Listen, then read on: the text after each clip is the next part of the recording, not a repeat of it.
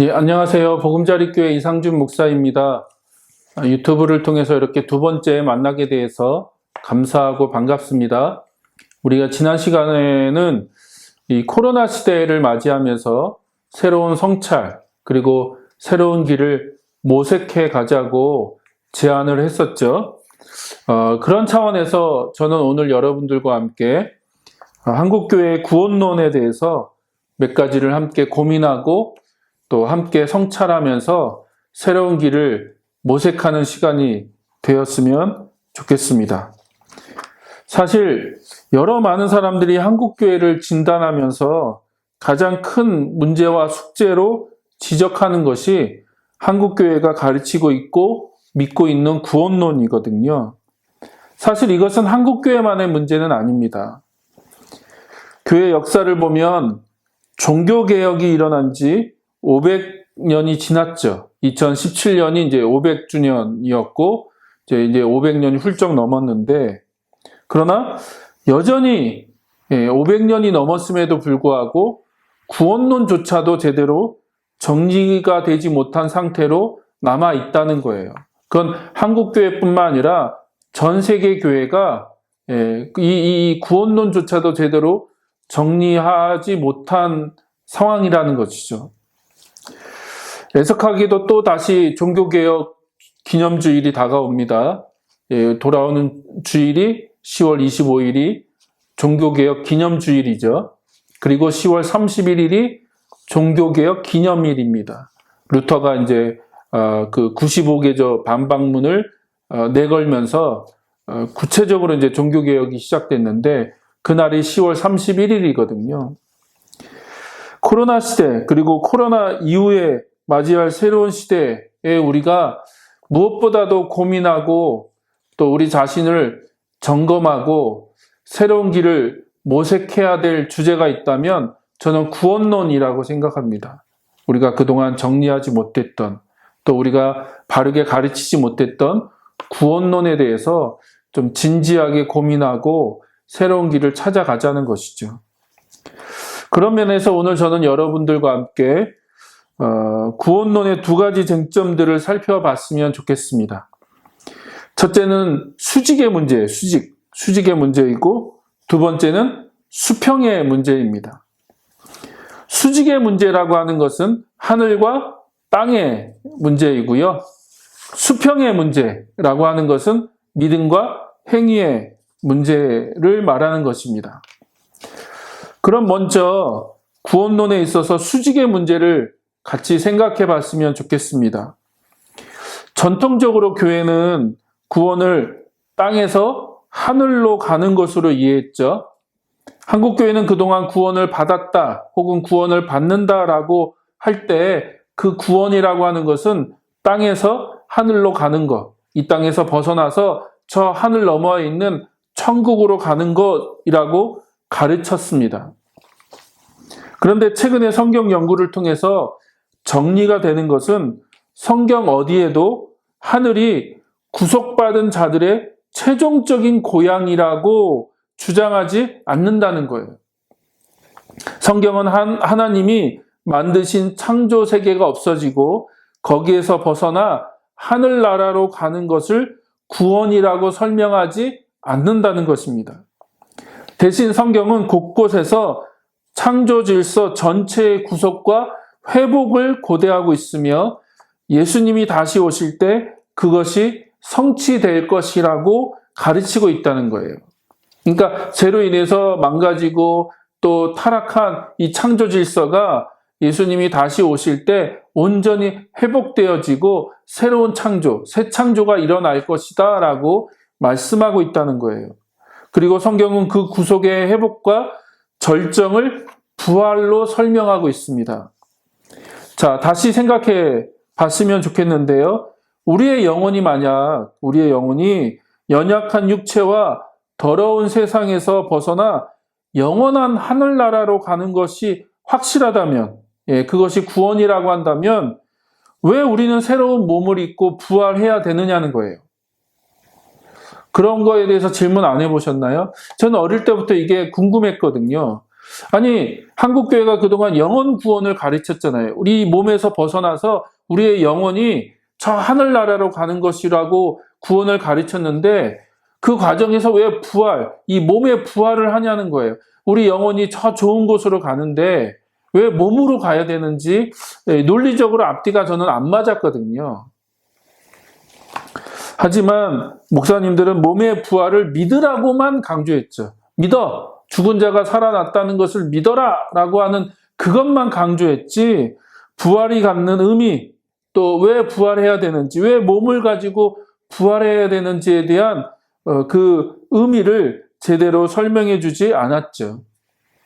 성경은 이 땅이 온전하게 회복될 것이기 때문에 몸으로 부활한다는 것을 가르치고 있다는 거예요. 그러니까 죽어서 저 하늘 너머에 있는 천국으로 가는 것이 아니라 이 땅에서 이 부활한 몸을 가지고 영원히 살 것을 말씀하고 있다는 거예요. 그렇다면 죽어서 천국에 간다는 생각은 어디에서부터 왔을까요? 이런 내세적인 구원론의 출발은 어디일까요? 많은 학자들은 그 영향이 플라톤 철학이라고 말합니다. 플라톤은 당시 밀교 신화의 영향을 받아서 영혼이 원래는 별들 사이에 선재에 있었는데 그 후에 지상에 파묻히게 되었고 그 영혼이 부패한 몸과 더러운 세상에서 벗어나 다시 별들의 세상으로 다시 되돌아가는 것을 중요하게 여겼고 그것을 구원이라고 생각했다는 거예요.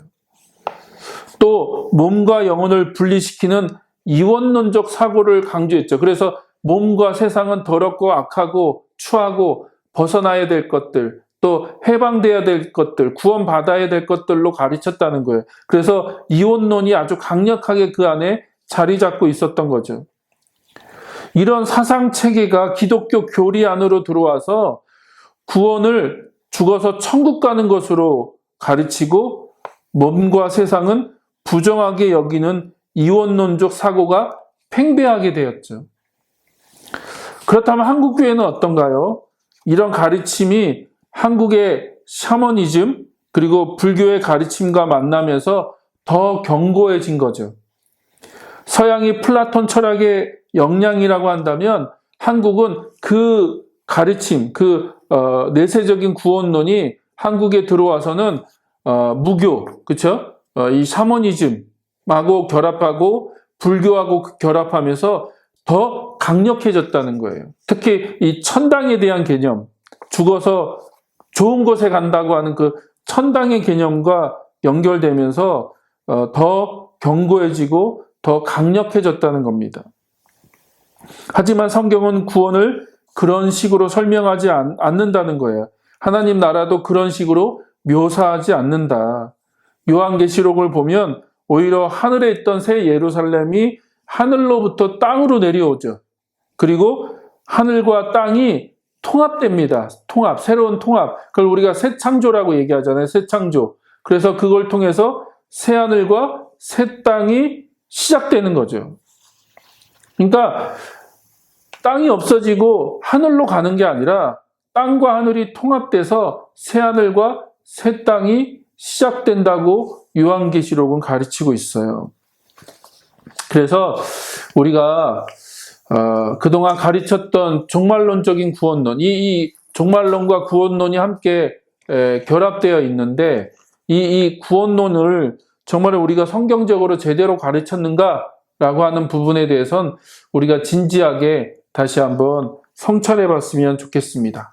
두 번째 수평적인 문제를 생각해 보도록 하겠습니다. 앞에서 언급한 것처럼 수평적인 문제는 믿음과 행위에 대한 문제입니다. 왜 그러면 믿음과 행위가 수평적인 문제인가? 제가 간단하게 좀 설명을 드리도록 하겠습니다. 저는 종교개혁 운동을 추의 위치 에너지나 운동 에너지에 비유하는 것, 혹은 작용과 반작용 이론에 비유하는 것이 적절하다고 생각합니다. 보통 추를 왼쪽으로 밀면 밀수록 어떻게 되죠? 운동 에너지와 위치 에너지가 커지죠. 이거 어려운 말 아닙니다. 그냥 우리가 추를 한쪽으로 많이 밀면 밀수록, 그리고 그 상태에서 놓으면 어떻게 되죠? 그만큼 이동하게 되죠. 움직이게 되죠. 그게 이제 운동 에너지, 또 위치 에너지가 이제 그 안에 작동하기 때문에 그런데 저는 이게 종교개혁 당시에 일어난 역사적인 상황과 비슷하다고 생각해요. 당시 중세교회는 무척 타락했죠. 그 결과 종교적인 행위로 구원을 얻는다고 가르쳤어요. 종교개혁은 그것에 대한 반작용이죠. 그렇죠? 작용과 반작용. 혹은 중세교회가 너무 어떤 종교적인 행위만을 강조하고 그것으로만 구원을 얻는다고 가르치다 보니까 그만큼 어떻게 해요? 반작용으로 종교개혁에는 뭐만 가르쳐야 돼요? 믿음. 오직 믿음으로만 구원 얻는다. 오직 믿음으로만 의롭다고 칭의를 얻을 수 있다라고 하는 그것을 외치게 되는 거죠. 이게 당시의 시대적인 상황이었다는 거예요. 근데 문제는 그런 종교개혁이 일어난 지 500년이 훌쩍 넘었죠. 그렇게 500년이 지났음에도 불구하고 여전히 믿음과 행위를 서로 대척점에 두고 칭의만이 성경이 제시하는, 그러니까 오직 믿음으로 의롭다함을 얻는다는 것이 구원론의 전부인 것처럼 지금도 여전히 가르치고 있는 것, 그렇게 주장하고 있는 것이 안타깝다는 거예요. 그게 구원의 풍성함을 다 설명해 주지 못하는데 그런 시대적인 상황이 있었다는 거예요. 종교개혁 때는 그런 시대적인 상황이 있었어요. 중세교회가 너무 행위만을 강조하니까 믿음을 강조할 수밖에 없고 믿음으로 의롭다함을 얻는다고 하는 그 사실을 강조할 수밖에 없는데 여전히 500년이 지났음에도 불구하고 거기서 조금 더 벗어나지 못하고 있는 한국교회 현실이 안타깝다는 겁니다. 예를 들어 최근에 번역이 된 그 구원의 언어, 최근에 번역이 돼서 출판이 된 구원의 언어라는 책을 보면 신약 성경에서 묘사하고 설명하고 있는 구원의 언어가 적어도 13가지라고 얘기해요. 13가지. 제가 간단하게 주제만, 그 목차만 한번 불러드리겠습니다. 자, 한번 잘 들어보세요. 자, 생물학의 언어, 중생, 법정의 언어, 칭의, 가족의 언어, 입양, 시장의 언어, 구속, 정치의 언어, 시민권, 성전의 언어, 속죄, 외교의 언어, 화목, 천문학의 언어, 조명, 산업의 언어, 성화, 농업의 언어, 열매 맺음, 과학의 언어, 변화, 공동체의 언어, 참여, 군대의 언어, 구원이라는 거예요. 이게 13가지라는 거예요. 그러니까 신약 성경은 13가지라고 하는 그 풍부한 언어로, 풍성한 언어로 하나님이 예수 그리스도를 통해서 베푸신 구원을 설명하고 있는데 우리는 그 13가지 중에서 칭의만을 너무 강조하고 마치 그것이 신약 성경에서 말하는 구원의 전부인 것처럼 치부해버리고 있다는 거예요. 그 결과 성경이 제시하는, 특히 신약 성경이 제시하는 구원의 풍성함을 잃어버리고 교리에만 집착하게 된다는 거죠. 그래서 어떤 교단이 가르치는 교리를 머리로 이해하고 받아들이는 것을 믿음이라고 생각하고 그 믿음만 있으면, 그런 믿음만 있으면 뭐 어떤 삶을 살든지 순종이 있든 없든지 상관없이 그 믿음만 있으면 구원을 얻는다고 하는 성경적이지 못한 그 교리적인 주장이 너무나 한국교회에 팽배하다는 거예요. 저는 종교개혁이 왜 일어났고 그것을 통해 우리에게 주어진 유산이 무엇인지 바르게 아는 것은 정말 중요하다고 생각합니다. 하지만 500년이나 지났고 시대가 놀랍게 바뀌고 변화했음에도 불구하고 여전히 그 울타리에서 벗어나지 못하고 오히려 그 부작용으로 인해 아주 심각한 문제들이 곳곳에서 일어나고 있는데 거기서 조금만 벗어나면 2단이냐 3단이냐 정죄하고 비난하고 그냥 논쟁하기에 바쁘죠. 저는 오히려 종교개혁의 정신에 위배된다고 생각합니다. 우리의 그런 모습들이. 종교개혁가들이 오직 성경이라고 하는 그 구호 아래 종교개혁을 시작했잖아요. 다시 성경으로 돌아가서 진짜 성경이 무엇을 얘기하느냐라고 하는 것을 발견하고 그것을 우리의 삶에 적용하고 또 그것을 세상에 선포하는 것, 그게 종교개혁의 정신이고 종교개혁의 가치이잖아요. 자, 정리하겠습니다. 코로나 시대를 살아가면서 우리가 다시 한번 진지하게 점검하고 연구하고 살펴봐야 할 문제가 있다면 저는 구원론이라고 생각해요.